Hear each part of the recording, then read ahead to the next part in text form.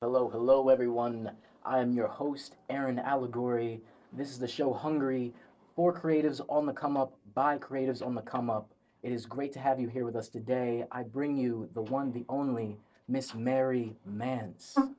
Hey y'all, I'm Mary Mance. If you don't know me already, I am a poet from the Philadelphia area, mainly associated with Voices in Power. First Saturdays, third Tuesdays, y'all probably can see me there, catch me there. Um, and yeah, actually, this Tuesday, I don't know when this episode's gonna be released, but February 21st, I have my first feature. If it's released after that, go watch my video on YouTube. If it's released before that, pull up on me. Luckily, you perform in several states. You're all over the place. I am.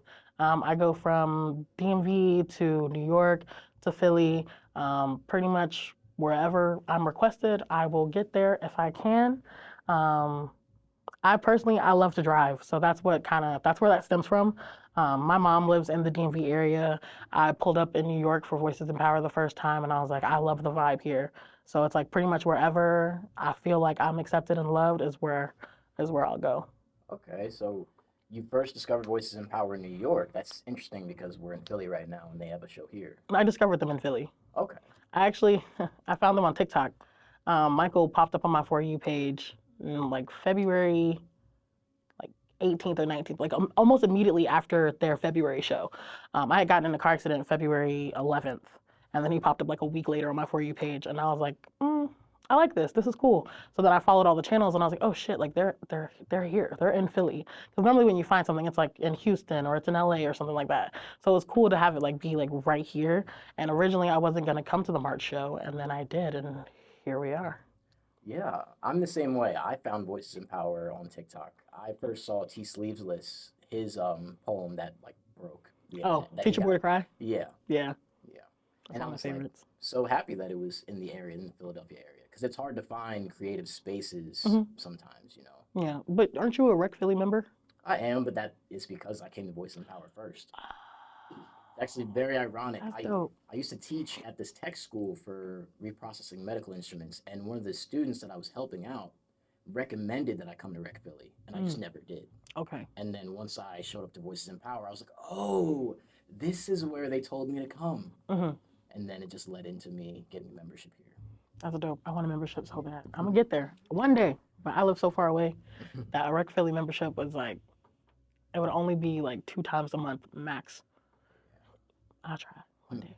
Yeah, I mean, it's nice because it gets you like, it's like a gym. I like structure. So Hmm.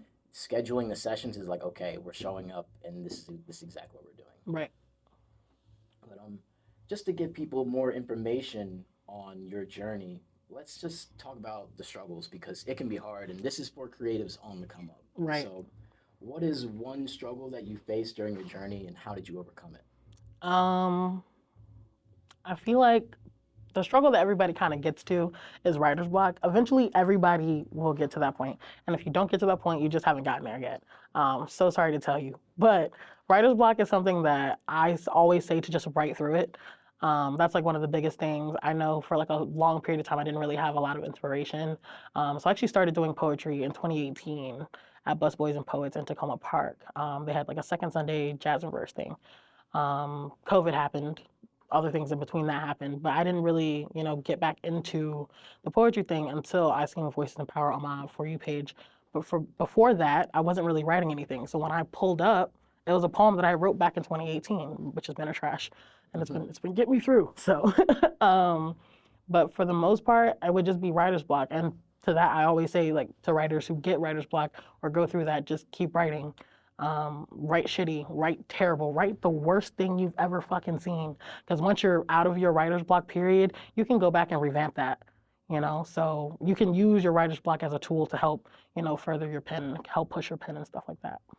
That's very good. I completely agree. Whenever I have writer's block, I will literally write about writer's block. Yeah, I just write through it. Yeah, I just write the worst thing I've ever seen. yeah. I'm like, I would never present this to the world. But Or I guess I play the bass. mhm. So one of the things that makes it easier when I don't have the words, there's always like a feeling. Okay, So I can just play the feeling. I wish I could play the bass because that would be nice. Because I have to write everything down. I have to think with my thoughts. I can't just like vibe out to a beat, like or just make a beat. I guess I could like a garage band or something, but you know, I want to play an instrument now. I highly recommend the bass. I play a four string. It's definitely out of all the instruments that I've tried to play, I Mm-hmm. started out with the clarinet. Let's see, I played the bass clarinet. I play the keys a little bit Mm-hmm. and regular guitar. The electric bass has been the easiest so far. I'll look into it. So I learned to play piano a couple years ago for school, so I might try that first. it's probably not as easy as the recorder. You know, you can give that to anyone. Listen, I'm mean on the recorder. Give me hot cross buns, I got you. Okay, I can okay, do that by heart. okay. Talking about, well, hot cross buns is not. Is it food? Is that about food? I don't think so. I don't want a penny to a penny hot cross. I don't remember. Because it's also Three Blind Mice. It's the same song. It's the same song. It's the same song. Yeah. Damn. Isn't that crazy? It is. Isn't that crazy? So I can play 2 songs at once on the recorder. Yeah. I feel like recorder is like the struggle instrument or like the introduction instrument. Yeah, for sure. I think everybody gets introduced to it in like elementary school. Yeah. Yeah, because I definitely played it in like 3rd grade. I think it was 3rd grade. But yeah, it was an easy instrument to learn, but then they started doing too much. I was like, you're complicating it. It's barely a clarinet. Yeah, it's like a clarinet mixed with like a flute. It's just like sounds worse. Yeah. Plus, you got a whole bunch of 8-year-olds trying to figure it out. So yeah. That in itself is a struggle. yeah.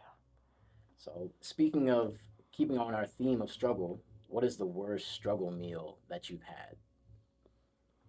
Because I've seen some funny ones. I've seen people have toast and just put some cheese and some pepperoni on it, act like it's pizza. I mean, I feel like my struggle meals are the generic, like I have ramen noodles, you know, because I can cook. So it's like I can make something out of nothing for real. Like one time, I think I had like some shrimp leftovers. Again, really a struggle meal because who the fuck has shrimp as a struggle meal? But it was like shrimp and rice, and I just like cooked it up with some barbecue sauce, and I was like, this is something. But for the most part, it's just gonna be like your typical ramen noodles, toast with butter and cinnamon on it to make French toast, so to speak. Yeah, definitely Yeah, had that one. hot dogs. But the thing is like I still eat struggle foods. Like I will still go back and eat them, even if I don't have to. Like I could have a grocery store in my fridge, and I'm like, you know what? I'm just feeling like beanies and weenies today. I don't really consider it struggle food. I just eat whatever I feel like it. Is spaghetti considered a struggle meal? No, Because it's like so spaghetti is basic. not a struggle meal. It's basic. It's basic and it's good, but it's not a struggle meal. If you can afford the meat, the sauce, and the noodles, you're not struggling. You might be struggling, but it's not a struggle meal. That's whipping something up, you know? Okay. So that's not a struggle meal. Yeah. I'm not really a big fan of spaghetti noodles. Why? I feel like they're too thin. Angel hair pasta. Yeah, that's even thinner. Like, Oh, too thin. Oh, yeah. oh. I don't know like what to tell you. linguine noodles or like fettuccine noodles. I actually don't prefer like I like noodles, but like the long noodles, I like the penne, ziti, the elbows, rigatoni, and the fancy little bows. Yeah, I'm about to say, Mary, you're making me hungry because Big ziti is my favorite Italian dish. I like baked spaghetti actually. Really? I've Yeah. never had that. It's something my mom came up with, I'm pretty sure. But it's just spaghetti with like cheese layered in between and then baked in the oven the same way you would do like a baked ziti or a lasagna. Okay. Yeah, I can get down with that. I can get down with that. Since we're talking about things that you had in your childhood, what is some advice that you would give to your younger self? Girl, them people do not care about you. um, yeah, that's pretty much it. Because, as a kid, I kind of like valued a lot of people's opinions. And now I'm just kind of like, okay, like you can Yeah. think whatever you want to think about me. I don't give a fuck. Because at the end of the day, I am great. I think I'm great. And if you don't think I'm great, that sounds like a you problem. And your opinion of me is none of my business. And, as a kid, you kind of thrive on like the idea of like people liking you, being popular, being social and stuff. And it's just like, girl, them people don't care about you. You don't care about them in 5 years, especially after high school. I'm like, I don't even talk to half the people I went to high school with. Oh, I yeah. have 3 friends from high school, maybe. But then like the rest of my friends are people I've met at like work outside of high school or through poetry, you know. So it's kind of just like, you know, go where you feel the love. If you don't feel the love, fuck that. Yeah. That's literally why I love plants. Like the plants in my apartment Mm. always remind me to grow towards the light. Oh, Because that's every time nice. I see them, they're always facing the window, the Right, sun. They just go towards the energy that feeds them, and I right. love that. Yeah, that's I'm a plant. I'm a plant. I'm Yeah, gonna I'm gonna go towards the light because I just feel like, you know, a lot of people tend to go places and they're not loved in those spaces, you know, and it's just like after a certain point in time, you're gonna have to take a step back and look at it and like maybe you shouldn't be going to these places.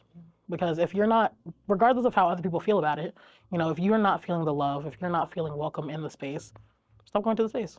yeah. It's always taking control of your energy and what you want to do and running your race. Exactly. That's what it's all about. Hmm. I want to thank you so much for coming on this Of podcast. course. You definitely imparted some wisdom and some inspiration on our audience. So Thank you. this has been our episode of Hungry, the show about creatives on the come up for creatives on the come up. Thank you for giving us your time and giving us your ear. I hope you all have a nice day. Have a good day.